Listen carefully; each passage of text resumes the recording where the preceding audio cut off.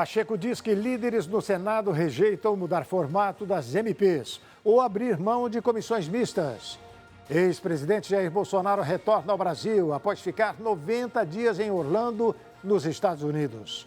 Agora, a Rede Brasil também será transmitida pela TV por assinatura. E ainda uma entrevista com Frei Hans e a irmã Ivanete Albino sobre o Hospital Maternidade Frei Galvão, referência em serviço de alta complexidade.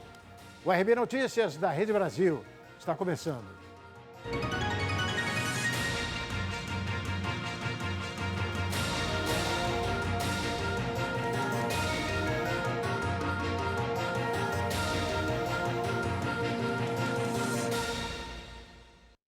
O presidente do Senado, Rodrigo Pacheco, disse nesta quinta-feira que líderes da casa rejeitaram a possibilidade de alterar o formato ou extinguir as comissões mistas para análise das medidas provisórias.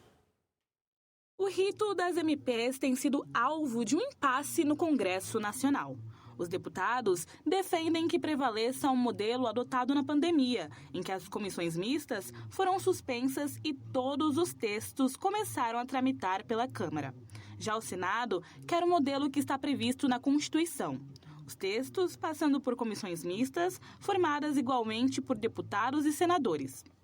No início da semana, o presidente da Câmara, Arthur Lira, e líderes partidários da Casa apresentaram uma proposta para que as comissões mistas passem a ter 3 deputados a cada senador.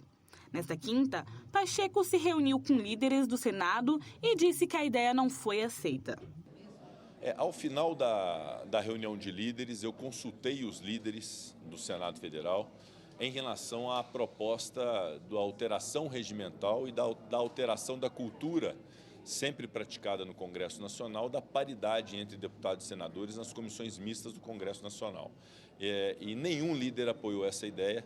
O presidente do Senado disse ainda que a composição igualitária das comissões mistas é a inteligência do bicameralismo e que uma alteração ia desequilibrar o sistema. Essa é a previsão regimental, essa me parece a inteligência do equilíbrio do bicameralismo, que é a força igual de Câmara e Senado para debater temas nacionais. Então, esse ponto específico, eu creio que seja um ponto difícil de construção de acordo, porque o Senado não concorda com essa alteração que desequilibra o bicameralismo nas discussões das medidas provisórias. O ex-presidente Jair Bolsonaro retornou ao Brasil na manhã desta quinta-feira. Bolsonaro estava em Orlando, nos Estados Unidos, desde o fim do seu mandato.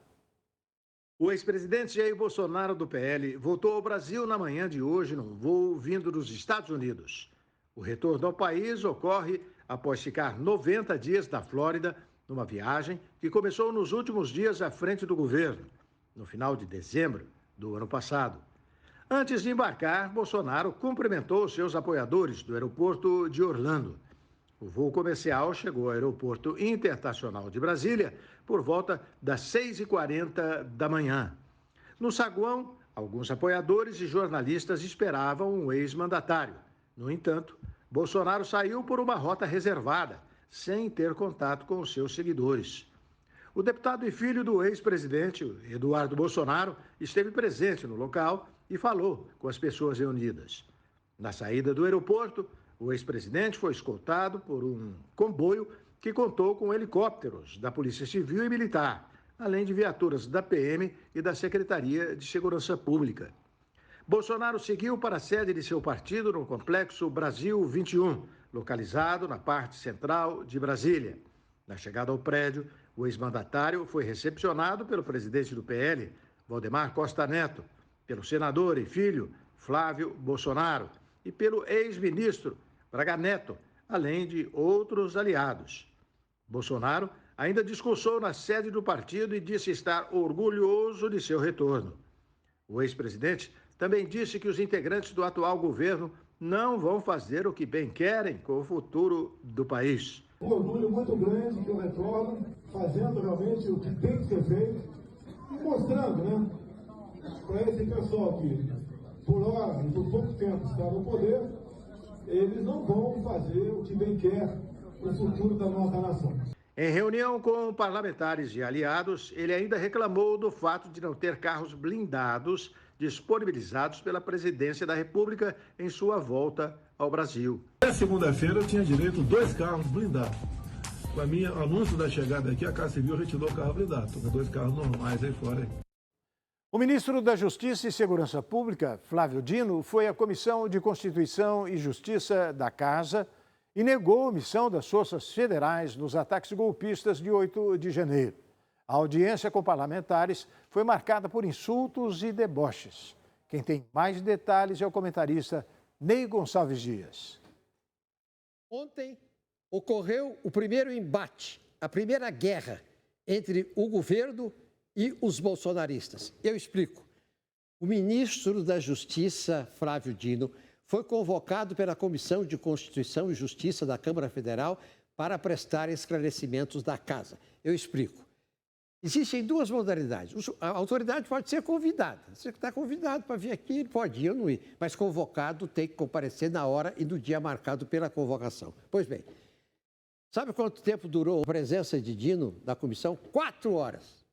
Foi um debate, às vezes uma guerra entre bolsonaristas e o governo. Evidentemente, o ministro saiu-se muito bem. Aí você pergunta, por que ele foi lá ontem?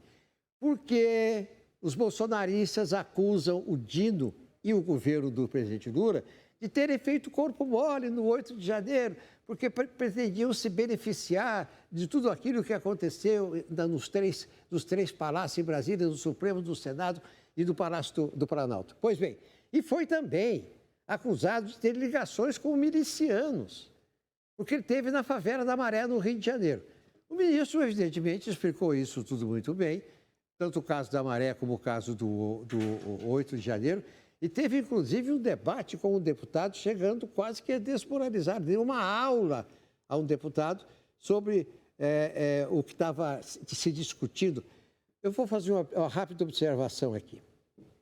O Dino levou vantagem no debate de 4 horas por algumas razões. Primeiro, ele é formado como advogado. Ele prestou concurso para a magistratura e foi juiz durante vários anos, acumulou uma experiência de juiz. Foi deputado federal e foi governador de estado. Ele acumulou, portanto, uma vasta experiência. Você vê que quando ele fala de assuntos ligados ao Ministério da Justiça, ele fala com muita clareza, porque ele está no lugar certo. Ele foi preparado desde a academia, desde a faculdade, passando pela magistratura, pela Câmara Federal e pelo governo do Maranhão.